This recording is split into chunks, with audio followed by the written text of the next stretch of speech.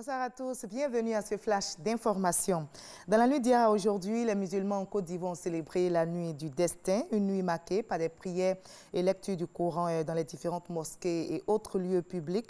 Pour la célébration de la nuit du destin, édition 2018, le COSIM, le Conseil supérieur des imams en Côte d'Ivoire, a choisi le thème, le Ramadan, mois de repentance, de pardon et de crainte de Dieu.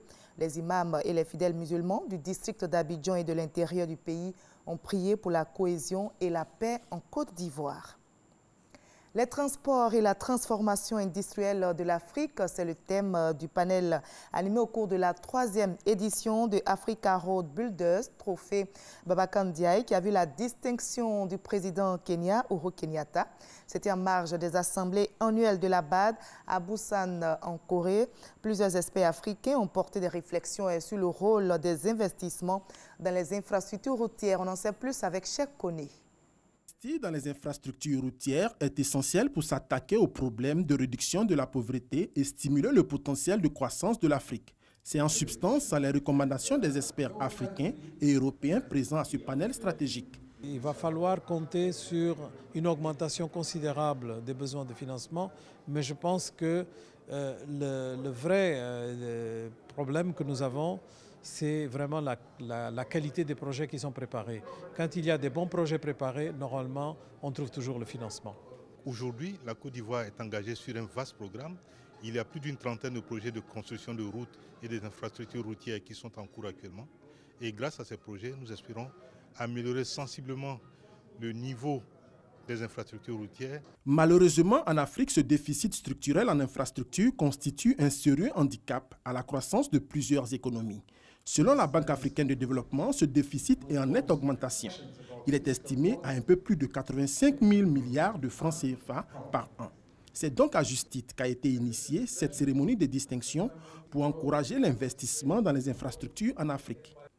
Pour sa 3e édition, le super prix Grand Bâtisseur Trophée Babacar Ndiaye est revenu au président kenyan, Uhuru Kenyatta. Il faut dire que depuis ces 5 dernières années, nous avons réalisé beaucoup de projets dans le domaine des infrastructures. Et cela s'inscrit dans le cadre de notre plan stratégique de développement qui s'étend jusqu'en 2030. L'objectif, c'est de promouvoir de bonnes routes, des routes développées et des transports développés pour l'Afrique. Et vous voyez que nous sommes ici en Corée et la Corée nous donne de très beaux exemples en matière de développement de routes et de transport.